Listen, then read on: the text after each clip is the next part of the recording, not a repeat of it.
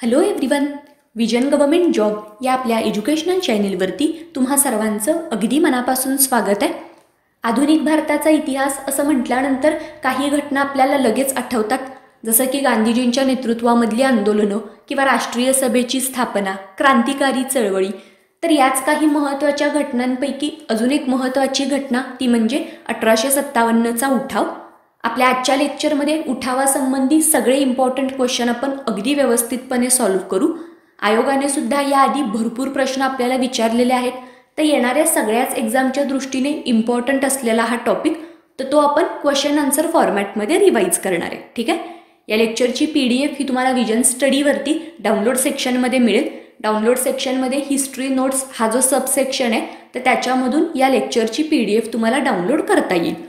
आणि vision government job तर हे जे आपलं ऑफिशियल टेलिग्राम चॅनल आहे, तर त्यावरून सुद्धा PDF आणि ऑडिओ फाईल ही रिव्हिजनसाठी तुम्ही डाउनलोड करू शकता. ठीक आहे. आणि अजून एक महत्त्वाची गोष्ट की विजन स्टडीचं ॲप हे आता तुम्ही गुगल प्ले स्टोअरवरून डाउनलोड करू शकता. मला खात्री आहे तुम्ही सर्वांनीच ॲप डाउनलोड केलं असेल. इन केस कुणी केलं नसेल तर आजच आपलं ॲप डाउनलोड करा. आणि ज्या विद्यार्थ्यांना विजन स्टडीच्या कोर्समध्ये ॲडमिशन घ्यायचं आहे, तर अशांसाठी खूप चांगली संधी आहे, कारण तुम्हाला हव्या असलेल्या कोर्समध्ये तुम्ही 50% डिस्काउंटमध्ये आत्ता ॲडमिशन घेऊ शकता. त्याच्यासाठी अगदी छोटीशी गोष्ट तुम्हाला करायची आहे की गुगल प्ले स्टोअरवरती जायचं, आपलं ॲप डाउनलोड करायचं आणि ॲपसाठी एक छानसा 5 स्टार रिव्ह्यू आम्हाला सेंड करायचा. आणि मग त्यानंतर जे डिस्काउंट कुपन तुम्हाला मिळेल तर त्याचा यूज करून तुम्ही ॲडमिशन फीमध्ये 50% डिस्काउंट मिळवू शकता. ठीक आहे. तर जे स्टुडंट इंटरेस्टेड आहेत तर तुम्ही 26 एप्रिलपूर्वी आपला जो रिव्ह्यू आहे तर तो आम्हाला सेंड करा. ओके. तर या काही महत्त्वाच्या अपडेट्स तुम्हाला सांगायच्या होत्या. आता आपण लगेच आपल्या आजच्या लेक्चरला सुरुवात करू. लेक्चरमधला आपला पहिला प्रश्न आहे की 1857च्या उठावास काय कारणीभूत झालं. ओके. म्हणजे इन शॉर्ट उठावामागची जी कारणं आहेत तर ती आपल्याला सांगायची. ऑप्शन आपल्याला दिलेलं आहे की डलहौसीचं आक्रमक धोरण, त्यानंतर ब सामाजिक आणि धार्मिक जीवनातील हस्तक्षेप, क सैनिकांमधील असंतोष आणि ड कंपनी काळातील राज्यविस्तार. ओके. आता हा जो 1857चा उठाव झालेला होता तर त्याच्यासाठी बरीच वेगवेगळी कारणं होती. आता या कारणांना आपण मेजरली 4 ते 5 पार्ट्समध्ये डिवाइड करू शकतो, जसं की राजकीय कारणं किंवा सामाजिक आणि धार्मिक कारणं, लष्करी कारणं, आर्थिक कारणं आणि मग काही तत्कालीन कारण. ओके. आता याच्यामध्ये जी राजकीय कारणं होती तर त्याच्यामध्ये डलहौसीचं आक्रमक धोरण आणि कंपनी काळातील राज्यविस्तार, तर या ज्या 2 महत्त्वाच्या घटना आहेत तर त्याला आपण इन्क्लूड करू शकतो. कारण डलहौसीच्या काळामध्ये भारतामध्ये जे दत्तक वारस नामंजूर हे जे धोरण होतं तर ते ब्रिटिशांनी अवलंबलेलं होतं. तर त्याच्यामुळे भारतामधली बरीचशी जी संस्थानं आहेत तर ती ब्रिटिशांनी खालसा केलेली होती. आणि त्याच पद्धतीने ब्रिटिशांचं जे तैनाती फौजेचं धोरण होतं तर त्याच्यामुळे सुद्धा ब्रिटिशांचा जो साम्राज्य विस्तार आहे तर तो खूप मोठ्या प्रमाणावरती झालेला होता. भारतीय राजांचा जो अंतर्गत कारभार आहे तर त्याच्यामध्ये ब्रिटिशांनी खूप हस्तक्षेप केला.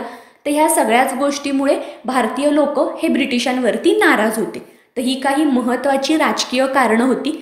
त्याच पद्धतीने अजून एक महत्त्वाचं राजकीय कारण ते म्हणजे भारतामध्ये जे वेतन आणि इनामदारी पद्धत होती तर ती ब्रिटिशांनी बंद केलेली होती. तर त्यामुळे सुद्धा भारतीय लोक असंतुष्ट होते. ठीक आहे. तर प्रश्नामध्ये ही जी 2 राजकीय कारणं आपल्याला दिलेली आहेत, म्हणजे अ ऑप्शनमध्ये आणि ड ऑप्शनमध्ये, तर हे 2 ऑप्शन आपले बरोबर आहेत. आता आपण ब आणि क तर हे 2 ऑप्शन चेक करू. त्याच्यामध्ये सामाजिक आणि धार्मिक जीवनातील हस्तक्षेप, तर हा जो आपल्याला ब ऑप्शन दिलेला आहे तर हा ऑप्शन सुद्धा बरोबर आहे. तुम्हाला ही गोष्ट तर सर्वांनाच माहिती आहे की भारतामध्ये बऱ्याचशा ज्या प्रथा परंपरा होत्या तर त्या अगदी पूर्वपार चालत आलेल्या होत्या, जसं की सती प्रथा असेल किंवा बालविवाह असेल.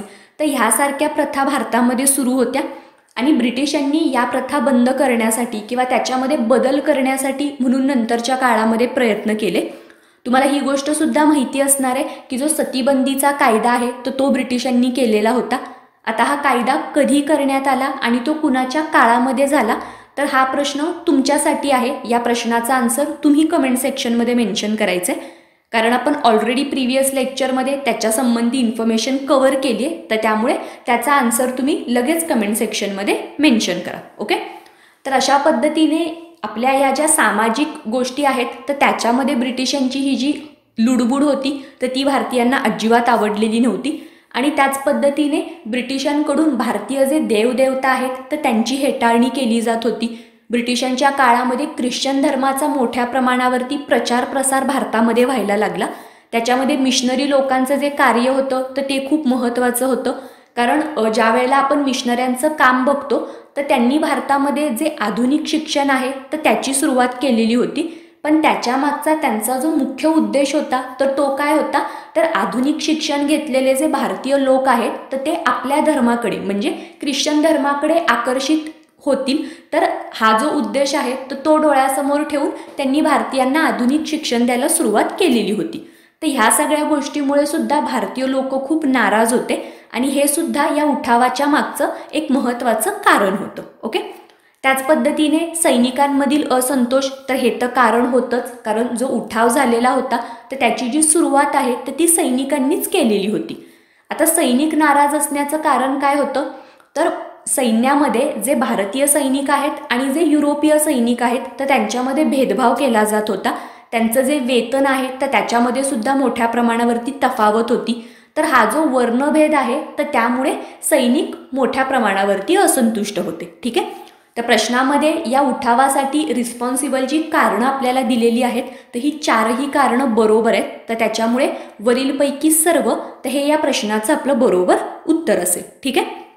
आता ह्या प्रश्नामध्ये आपण राजकीय, सामाजिक, धार्मिक आणि लष्करी तर ही जी चार कारणं आहेत तर ती व्यवस्थितपणे बघितली. पण त्याचसोबतच काही आर्थिक कारणं सुद्धा या उठावामागे रिस्पॉन्सिबल होती तर ती सुद्धा आपल्याला माहिती पाहिजेत. जसं की ब्रिटिशांच्या काळामध्ये भारतीय लोकांचं मोठ्या प्रमाणावरती आर्थिक शोषण झालं. जो शेतसारा आहे तो खूप जबरदस्ती वसूल केला जात होता आणि मुख्य म्हणजे जो शेतसारा आहे तो रोख स्वरूपामध्ये लोकांना द्यावा लागत होता. तर त्याच्यामुळे लोक खूप नाराज होते. त्याच पद्धतीने ब्रिटिशांच्या काळामध्ये भारतामधले जे परंपरागत उद्योग आहेत तर त्यांचा ऱ्हास झाला. आता या उद्योगांचा ऱ्हास होण्यामागचं कारण काय होतं, तर एकतर ब्रिटिशांनी भारतीय लोकांवरती नगदी पिकं घेण्याची सक्ती केली आणि भारतामध्ये तयार होणारा जो कच्चा माल आहे तर तो अगदी कमी पैशामध्ये हे ब्रिटिश लोक खरेदी करत होते आणि मग हा कच्चा माल ब्रिटनला पाठवला जात होता. तिथे कारखान्यांमध्ये बनणारा जो पक्का माल आहे तर तो पुन्हा भारतामध्ये आणून विकला जात होता.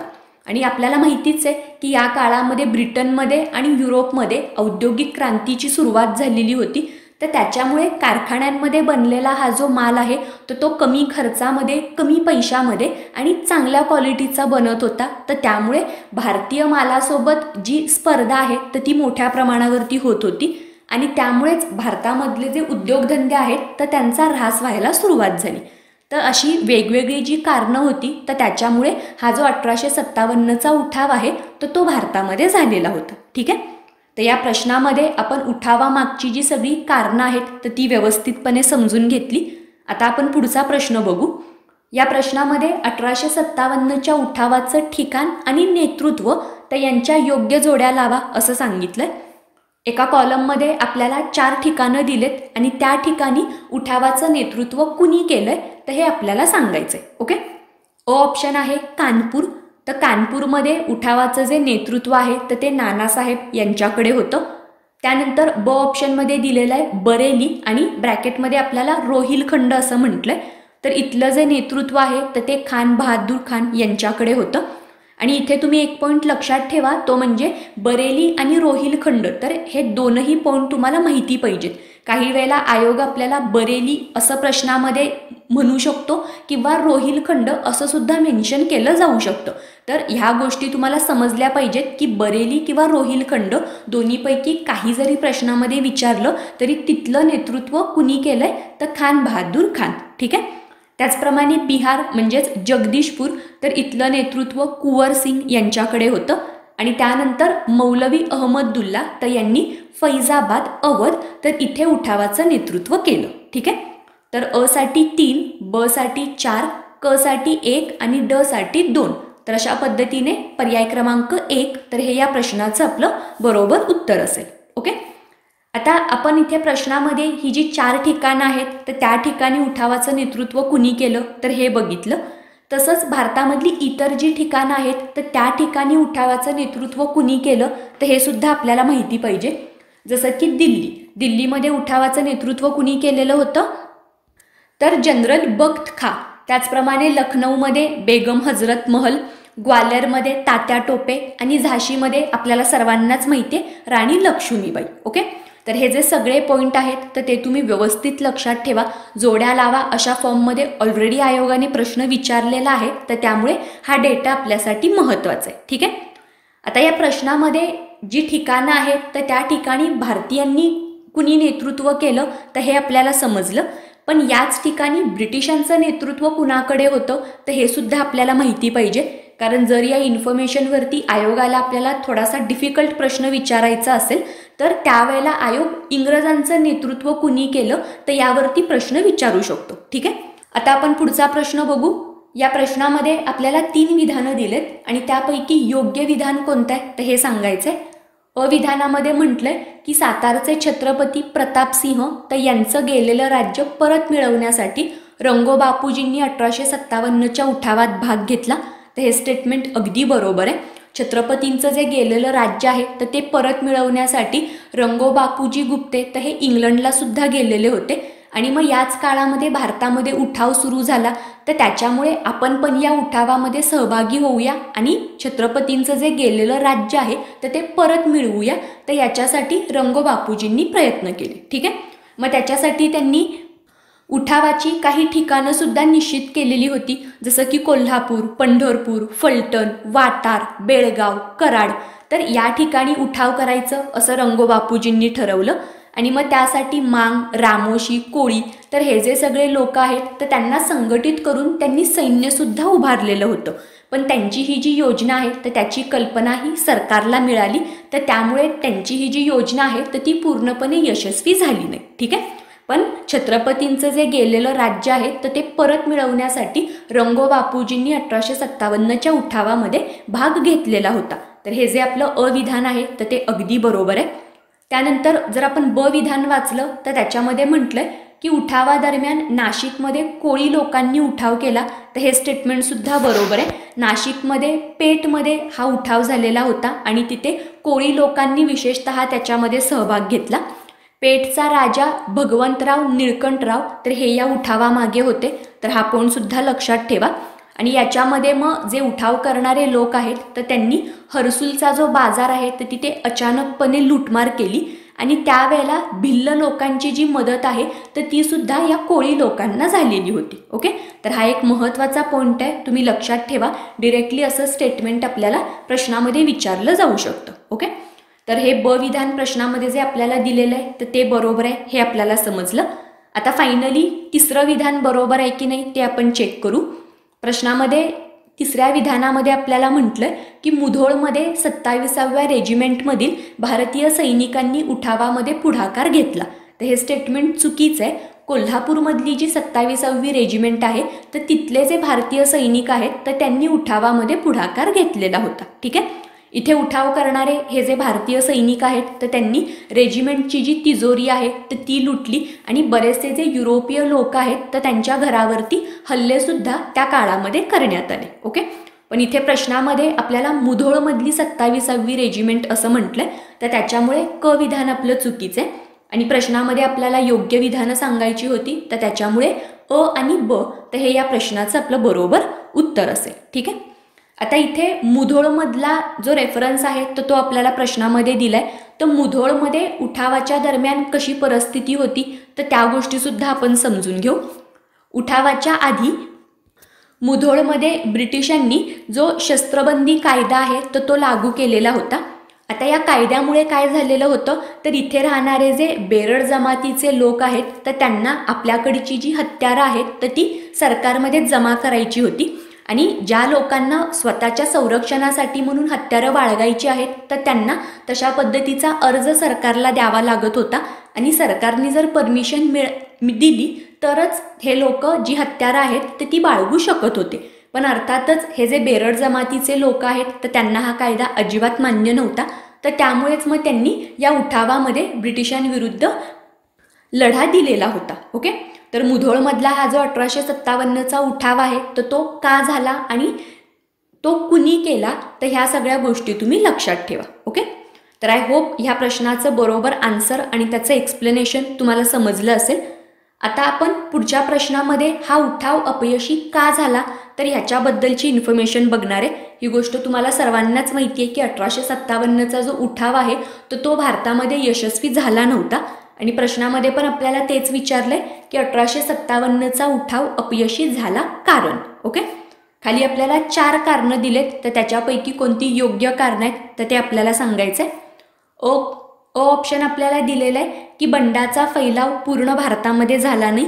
ब बंडवाल्यांना सर्वमान्य नेतृत्व मिळालं नाही.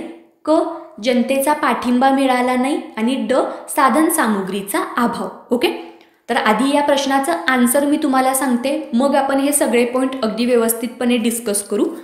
तर हा जो उठाव आहे तर तो अपयशी होण्यामागे ही जी 4 कारणं आपल्याला प्रश्नामध्ये दिलेली आहेत तर ही 4ही कारणं बरोबर आहेत. तर त्याच्यामुळे पर्याय क्रमांक 4 म्हणजे वरीलपैकी सर्व, तर हे या प्रश्नाचं आपलं बरोबर उत्तर असेल. ओके, आता जसं आपल्याला इथे पहिल्या ऑप्शनमध्ये म्हटलेलं आहे की बंडाचा फैलाव पूर्ण भारतामध्ये झाला नाही, तर हे स्टेटमेंट बरोबर आहे. भारतामध्ये प्रामुख्याने जे उठाव झाले तर ते कोणत्या ठिकाणी झाले तर ही जी ठिकाणं तुम्ही बघितली, संपूर्ण भारताचा मॅप जर तुम्ही डोळ्यासमोर आणला तर तुमच्या लक्षात येईल की विशेषतः मध्य भारतामध्ये आणि उत्तर भारतामध्ये जो उठाव आहे तर तो मोठ्या प्रमाणावरती झालेला होता. म्हणजे आपण मघाच्या प्रश्नामध्ये सुद्धा बघितलं की कानपूर असेल, बिहार किंवा दिल्ली, लखनौ, बरेली, तर हे जे सगळे प्रदेश आहेत तर ते उत्तर भारतामध्ये येतात. जर आपण दक्षिण भारताचा विचार केला तर दक्षिण भारतामध्ये हा जो उठाव आहे तर तो मोठ्या प्रमाणावरती झालेला नव्हता.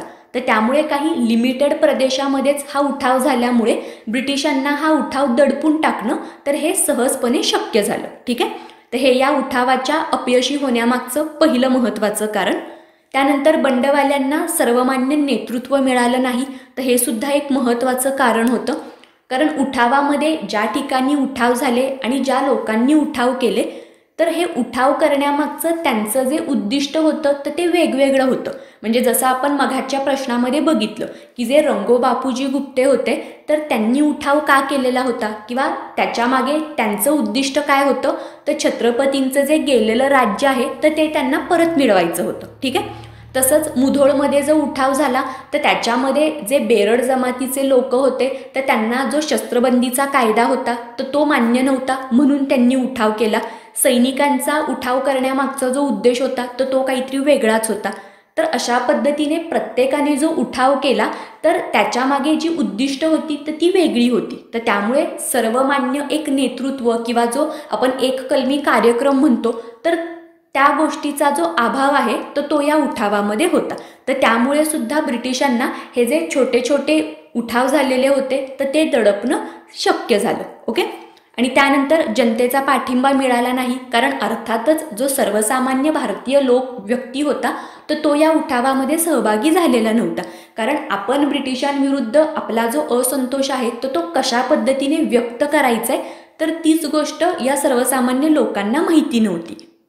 म्हणजे नंतरच्या काळामध्ये ज्यावेळेला आपण गांधी युगामधल्या चळवळी बघतो तर गांधी युगामधल्या चळवळी देशव्यापी बनल्या किंवा इतक्या यशस्वी झाल्या, त्याचं महत्त्वाचं कारण काय होतं तर अगदी तळागाळामधल्या व्यक्तीला सुद्धा माहिती होतं की आपण याच्यामध्ये काय करायचं आहे, ब्रिटिशांविरुद्ध आपला जो असंतोष आहे, आपला जो निषेध आहे तर तो आपण कशा पद्धतीने व्यक्त करायचा आहे तर ही गोष्ट त्यांना माहिती होती. तर त्यामुळेच सगळे भारतीय लोक त्याच्यामध्ये सामील होत होते. पण 1857चा ज्या वेळेला उठाव झाला तर त्यावेळेला या गोष्टीचा अभाव हा भारतामध्ये दिसून आलेला होता. ठीक आहे, आणि त्याच पद्धतीने साधन सामुग्रीचा जो अभाव होता तो होताच. कारण उठाव करणारे जे लोक आहेत तर त्याच्यामध्ये कोळी लोक किंवा भिल्ल लोक तर ह्या लोकांचा समावेश होता. जे सैनिक होते तर त्यांनी उठावामध्ये सहभाग घेतला. तर त्यांच्या कंपॅरिझनमध्ये ब्रिटिशांकडची जी युद्ध सामुग्री होती तर ती अर्थातच जास्त होती आणि आधुनिक होती.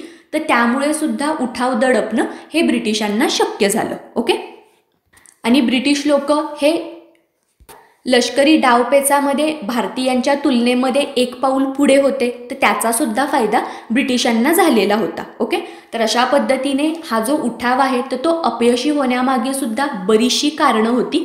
तर ही कारणं तुम्हाला व्यवस्थित माहिती पाहिजेत. ओके, कारण त्यावरती आयोगाने आपल्याला याआधी सुद्धा प्रश्न विचारलेला आहे आणि इथून पुढे सुद्धा आयोग आपल्याला प्रश्न विचारू शकतो. ठीक आहे, आत्तापर्यंत आपण जे प्रश्न सॉल्व्ह केले तर या प्रश्नांमधून या उठावाच्या मागची कारणं काय होती किंवा उठाव कुठे झाले, त्याचं नेतृत्व कुणी केलं आणि उठाव अपयशी का झाला, तर ह्याच्याबद्दलची इन्फॉर्मेशन तुम्हाला व्यवस्थित समजली असेल. हे सगळे पॉईंट रिवाईज झाले असतील.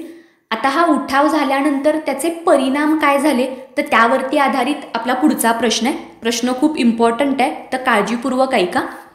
प्रश्नामध्ये आपल्याला विचारलंय की 1857च्या उठावानंतर प्रसिद्ध झालेल्या राणीच्या जाहीरनाम्यात खालीलपैकी कोणत्या गोष्टीचा समावेश होता. ओके, खाली आपल्याला 3 विधानं दिलेत. अ विधानामध्ये म्हटलंय की भारतीयांच्या मागण्यांचा सहानुभूतीपूर्वक विचार होईल हे आश्वासन मिळालं, तर हे स्टेटमेंट चुकीचं आहे. राणीच्या जाहीरनाम्यामध्ये अशा पद्धतीचं आश्वासन भारतीयांना मिळालेलं नव्हतं. ओके. ब विधानामध्ये म्हटलंय की इंग्रजांच्या विस्तारवादी धोरणाचा अंत करण्यात येईल, तर हे स्टेटमेंट बरोबर आहे. कारण जसं आपण पहिल्याच प्रश्नामध्ये बघितलं की जी राजकीय कारणं होती तर त्याच्यामध्ये ब्रिटिशांचा जो साम्राज्य विस्तार होता तर ते एक महत्त्वाचं कारण होतं की त्याच्यामुळे भारतीयांच्या मनामधला जो असंतोष आहे तर तो मोठ्या प्रमाणावरती वाढलेला होता. तर त्यामुळे इथून पुढे सुद्धा आपण अशाच पद्धतीचं विस्तारवादी धोरण अवलंबलं तर लोकांमधला असंतोष असाच वाढत जाईल आणि भविष्यामध्ये सुद्धा आपल्याला अशा पद्धतीच्या उठावाला सामोरं जावं लागेल. तर ही गोष्ट ब्रिटिशांना माहिती होती, तर त्यामुळे आपण आधी ज्या चुका केलेल्या आहेत तर त्या परत करायच्या नाही आहेत, तर ही गोष्ट ब्रिटिशांना माहिती होती. आणि मग त्यातूनच हा जो पॉईंट आहे तर तो राणीच्या जाहीरनाम्यामध्ये इन्क्लूड करण्यात आला की इंग्रजांचं जे विस्तारवादी धोरण आहे तर त्याचा आता अंत केला जाईल. ओके. त्यानंतर तिसरा विधान आपल्याला म्हटलेलं आहे की भारतीयांना जात, वर्ण आणि धर्माचा विचार न करता सरकारी नोकऱ्या देणं, तर हे स्टेटमेंट सुद्धा बरोबर आहे. कारण सैनिकांमधला जो असंतोष होता तर तो मुख्यतः याच मुद्द्यावरती होता की भारतीय लोक आणि युरोपीय लोक तर यांच्यामध्ये हा भेदभाव केला जातोय. हा जो वर्णभेद आहे तर तो भारतीयांना मान्य नव्हता. तर त्यामुळे ती जी आपली चूक आहे तर ती सुधारण्याचा प्रयत्न ब्रिटिशांनी इथे केलेला आपल्याला दिसतो की जात, धर्म तर या गोष्टीचा विचार न करता भारतीय लोकांना सुद्धा सरकारी नोकऱ्या दिल्या जातील. ओके. तर राणीच्या जाहीरनाम्यामधल्या ह्या ज्या 2 महत्त्वाच्या गोष्टी आहेत तर त्या तुम्ही कंपल्सरी लक्षात ठेवा. एक म्हणजे की ब्रिटिशांनी विस्तारवादी धोरणाचा अंत केला आणि त्यानंतर धर्म, वर्ण तर ह्याचा विचार न करता सरकारी नोकऱ्या भारतीयांना देण्याचं मान्य केलं. आणि त्याच पद्धतीने अजून 2 पॉईंट या जाहीरनाम्यामध्ये होते तर ते सुद्धा तुम्ही लक्षात ठेवायचे. जसं की भारतीयांना आर्थिक स्वातंत्र्य आणि समता तर यांची हमी देण्यात आली आणि ब्रिटिश लोक जे काही कायदे करतील तर ह्या कायद्याची अंमलबजावणी ज्या वेळेला सुरू होईल तर त्यावेळेला जनतेच्या भावनांचा विचार केला जाईल. ओके. आता हा पॉईंट इथे ब्रिटिशांनी का बरं इन्क्लूड केला असेल, कारण जसं आपण मगाशी बघितलं की ज्या वेळेला ब्रिटिशांनी सतीबंदीचा कायदा केलेला होता तर त्यावेळेला त्याचा भारतीयांवरती काय परिणाम होणार आहे तर ह्याचा विचार ब्रिटिशांनी केलेला नव्हता. ही प्रथा चुकीची आहे असं त्यांना वाटलं आणि म्हणून त्यांनी तो जो कायदा आहे तो केला. तर ह्या ज्या सगळ्या गोष्टी आहेत तर त्याचा भारतीयांच्या मनावरती खूप विपरीत परिणाम होतोय आणि या गोष्टी भारतीयांना मान्य होत नाहीयेत. तर ही गोष्ट ब्रिटिशांच्या लक्षात आलेली होती. तर त्यामुळेच ह्या ज्या सगळ्या प्रिकॉशनरी मेथड्स आहेत तर त्या ब्रिटिशांनी इथे अवलंबलेल्या आपल्याला बघायला मिळतात. ओके. आणि जो राणीचा जाहीरनामा आहे तर तो 1 नोव्हेंबर 1858 प्रकाशित झालेला होता. तर ही जी तारीख आहे तर ती तुम्ही कंपल्सरी लक्षात ठेवायची. आयोगाने याआधी या पॉईंटवरती अगदी साधा सिंपल 1 लाइनर क्वेश्चन विचारलेला आहे. तर त्यामुळे ही तारीख आपल्यासाठी खूप महत्त्वाची, ती म्हणजे 1 नोव्हेंबर 1858. ठीक आहे. तर राणीच्या जाहीरनाम्यामधले हे सगळे पॉईंट आपल्याला व्यवस्थित समजले असतील. इवन हा जो उठाव झाला तर त्याच्यानंतर लष्करामध्ये सुद्धा बरीचशी जी पुनर्रचना आहे तर ती करण्यात आलेली होती. त्याच्यावरती आधारित प्रश्न आपण पुढे सॉल्व्ह करणारच आहे. तर तेव्हा ते सगळे पॉईंट मी तुम्हाला सांगेन. आता आपण पुढचा प्रश्न बघूया. डॅश डॅश यांनी इंग्लंडमध्ये 1857चं स्वातंत्र्य समर हा ग्रंथ लिहून 1857च्या घटनेला प्रथम राष्ट्रीय स्वातंत्र्य संग्राम म्हटलेलं आहे. ठीक आहे. अगदी साधा सिंपल 1 लाइनर प्रश्न. या प्रश्नाचं आन्सर आहे सावरकर. ठीक आहे. की सावरकरांनी 1857च्या उठावाला प्रथम राष्ट्रीय स्वातंत्र्य संग्राम असं म्हटलेलं आहे. ओके. डिरेक्टली हे स्टेटमेंट आपल्याला एक्झाममध्ये बनवू शकतं, तर त्याच्यामुळे हा पॉईंट लक्षात ठेवा. त्याचप्रमाणे इतर जे काही प्रमुख भारतीय नेते आहेत तर त्यांनी या उठावाबद्दल आपलं काय मत मांडलं, तर हे पॉईंट सुद्धा आपल्यासाठी महत्त्वाचे आहेत. कारण ही गोष्ट मी तुम्हाला वरचेवर सांगितलेली आहे की ब्रिटिशांच्या काळामध्ये आणि इतिहासामध्ये जे महत्त्वाचे व्यक्ती आहेत तर त्यांची जी कथनं आहेत तर त्यावरती आपल्याला प्रश्न विचारले जातात की एखाद्या पर्टिक्युलर घटनेवरती त्यांनी काय प्रतिक्रिया दिली किंवा कशा शब्दामध्ये त्यांनी त्याचं वर्णन केलं, तर यावरती आपल्याला भरपूर प्रश्न विचारले जातात. तर हे सगळे पॉईंट तुम्ही व्यवस्थित लक्षात ठेवायचे. ओके. तर आता हा जो 1857चा उठाव झालेला होता तर त्याच्यामध्ये नेहरू असं म्हटलेले होते की लोकयुद्धाचं आणि राष्ट्रीय युद्धाचं हे एक स्थान आहे. ठीक आहे. त्याचप्रमाणे अशोक मेहता यांनी द ग्रेट रिबेलियन तर या शब्दामध्ये या उठावाचं वर्णन केलेलं होतं. ओके. तर हे 3 पॉईंट तुम्ही लक्षात ठेवा की सावरकर काय म्हणाले, नेहरू काय म्हणाले आणि अशोक मेहता काय म्हणाले. ओके. त्यानंतरच्या आपल्या पुढच्या प्रश्नामध्ये आपल्याला खालीलपैकी बिनचूक विधान किंवा विधाने ओळखा असं सांगितले. प्रश्न थोडा डिफिकल्ट आहे तर त्यामुळे जरा केअरफुली वाचा. प्रश्नामधलं अविधान आहे की 1857च्या उठावाचं वर्णन शिपायांची भाऊगर्दी या शब्दात न र फाटक यांनी केलं. ब विधान आहे कॅम्पबेल उठावाबद्दल बंगाल आर्मीतील हिंदू शिपायांचं बंड असं म्हणाले. आणि क विधान आहे काळतुसासारख्या क्षुल्लक कारणांमुळे अशा महान क्रांतीचा जन्म होऊ शकत नाही असं जॉन लॉरेन्स म्हणाले. ओके. आता या 3 विधानांपैकी बिनचूक म्हणजे योग्य विधान आपल्याला सांगायचंय. अ आणि ब तर ही 2 विधानं अगदी बरोबर आहेत की उठावाबद्दल न र फाटक तर हे काय म्हणाले की हा उठाव म्हणजे शिपायांची भाऊगर्दी. ओके. आणि जे कॅम्बेल आहेत तर त्यांचं असं मत होतं की बंगाल आर्मीमधले जे हिंदू शिपाई आहेत तर त्यांचं हे बंड आहे. ठीक आहे. तर न र फाटक आणि कॅम्बेल तर यांचे विचार आपल्याला समजले. पण तिसऱ्या विधानामध्ये आपल्याला जे स्टेटमेंट दिलेलं आहे की काडतुसासारख्या क्षुल्लक कारणांमुळे महान क्रांतीचा जन्म होऊ शकत नाही, तर असं जे आपलं मत आहे तर ते डिझरायली यांनी मांडलेलं होतं. पण इथे प्रश्नामध्ये आपल्याला जॉन लॉरेन्स असं म्हटले असं दिलंय तर त्याच्यामुळे आपलं क विधान चुकीचं आहे. जॉन लॉरेन्स हे या उठावाबद्दल शिपायांचं बंड आणि काडतूस कारणीभूत तर असं म्हटलेले होते. ठीक आहे. तर त्याच्यामुळे हे जे क विधान आहे तर ते चुकीचं आहे. आणि प्रश्नामध्ये आपल्याला बिनचूक विधानं सांगायची होती तर त्याच्यामुळे अ आणि ब तर हे या प्रश्नाचं आपलं बरोबर उत्तर असेल. ठीक आहे. आत्तापर्यंत आपण हे जे 2 प्रश्न बघितले तर या 2 प्रश्नामध्ये 1857च्या उठावाबद्दल जे मोठे लोक आहेत तर त्यांनी काय म्हटलंय तर ह्याच्याबद्दलची इन्फॉर्मेशन आपल्याला समजली असेल. टोटल 5 ते 6 पॉईंट आपल्याला लक्षात ठेवायचे आहेत. सावरकर, नेहरू, अशोक मेहता तर हे काय म्हणाले आणि त्याचप्रमाणे न र फाटक, कॅम्बेल, जॉन लॉरेन्स आणि डिझरायली तर यांनी आपलं काय मत व्यक्त केलं. ठीक आहे. आता जो पुढचा प्रश्न आपण सॉल्व्ह करणार आहे तर हा प्रश्न खरं तर इझी आहे, पण बऱ्याचदा इझीच प्रश्न आपण चुकवतो. तर असा हा प्रश्नामध्ये आपल्याला विचारलंय की 1857च्या उठावाच्या दरम्यान आणि नंतर भारतीयांचं मुख्य उद्दिष्ट कोणतं होतं. ठीक आहे. खाली आपल्याला 3 ऑप्शन दिलेले आहेत. अ ऑप्शन आहे की इंग्रजांना समूळ नष्ट करणं, ब इंग्रजांना सहकार्य करणं आणि क इंग्रजांना विरोध करणं. ओके.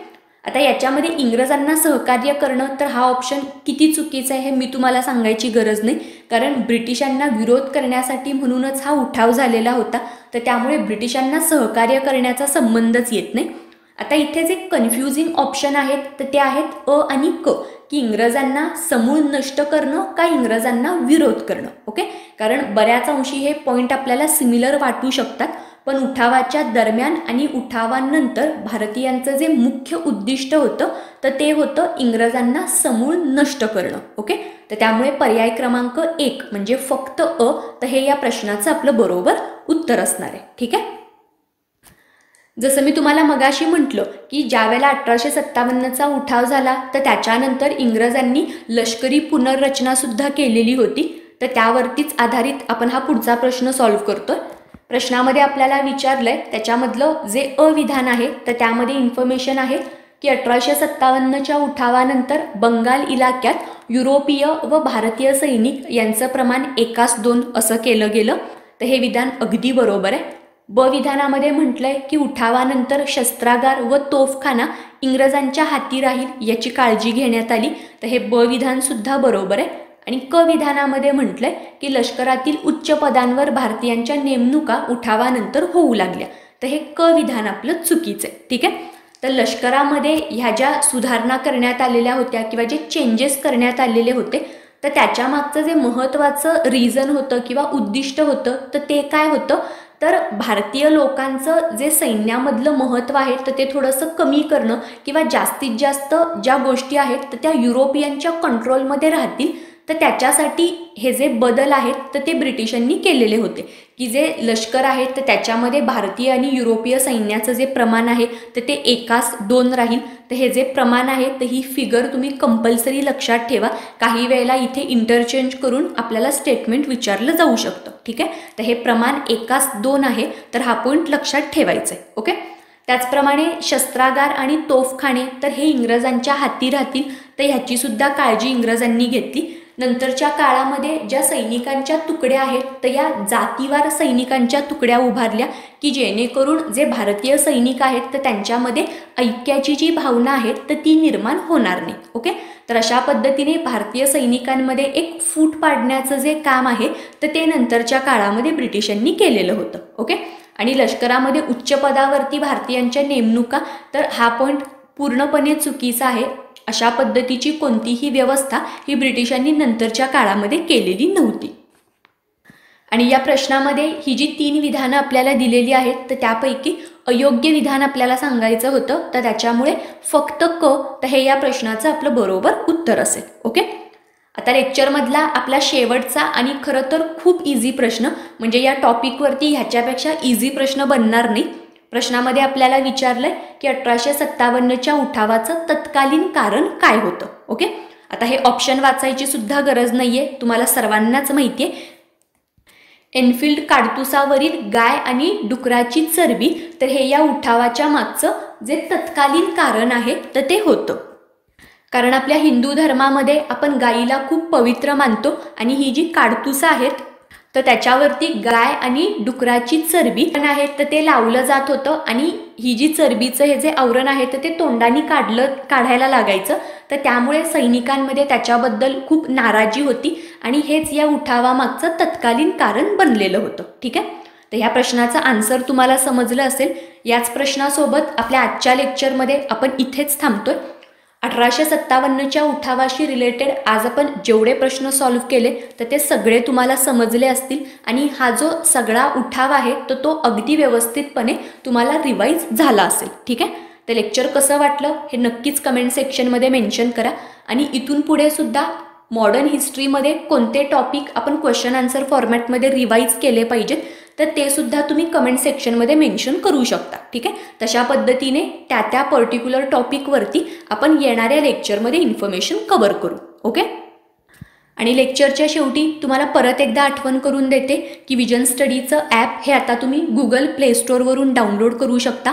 ॲपच्या माध्यमातून भरपूर स्टडी मटेरियल, प्रत्येक विषयाच्या PDF नोट्स आणि प्रॅक्टिस टेस्ट या तुम्हाला फ्रीली ॲक्सेस करता येतील. तर याचा नक्कीच फायदा करून घ्या. आणि ज्या विद्यार्थ्यांना विजन स्टडीच्या कोर्समध्ये ॲडमिशन घ्यायचं आहे तर अशांसाठी एक चांगली आनंदाची बातमी ती म्हणजे की तुम्ही 50% डिस्काउंटमध्ये आत्ता ॲडमिशन घेऊ शकता. त्याच्यासाठी तुम्हाला गुगल प्ले स्टोअरवरती जाऊन आपलं ॲप डाउनलोड करायचं आहे आणि ॲपशी रिलेटेड एक छानसा जो 5 स्टार रिव्ह्यू आहे तर तो द्यायचा आहे. आणि तुमचा जो रिव्ह्यू आहे तर त्याचा स्क्रीनशॉट हा visiongovjob@gmail.com वर आम्हाला सेंड करायचं आहे. त्यानंतर पुढच्या 48 तासांमध्ये तुम्हाला डिस्काउंट कूपन मिळेल की ज्याचा यूज करून तुम्हाला हव्या असलेल्या कोर्समध्ये तुम्ही 50% डिस्काउंट मिळवू शकता. ठीक आहे. सध्या विजन स्टडीवरती राज्यसेवा क्लास, संयुक्त गट ब, क्वेश्चन आन्सर रिव्हिजन बॅच आणि त्याचप्रमाणे जे सब्जेक्ट वाईज कोर्स आहेत तर त्याचे ॲडमिशन ओपन आहेत. तर तुम्हाला हव्या असलेल्या कोर्समध्ये तुम्ही 50% डिस्काउंटमध्ये ॲडमिशन घेऊ शकता. ठीक आहे.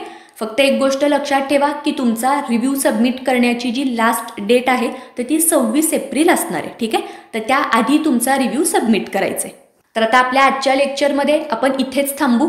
अशाच इम्पॉर्टंट टॉपिकसोबत आपल्या येणाऱ्या लेक्चरमध्ये आपण भेटू. थँक्यू. आता visionstudy.in मुळे अगदी माफक दरात MPSCचा अभ्यास करणे शक्य झाले आहे. मी ॲडमिशन घेतलं, तुम्हीही घ्या. अधिक माहितीसाठी visionstudy.in च्या संकेतस्थळावर भेट द्या प्लीज विजिट visionstudy.in.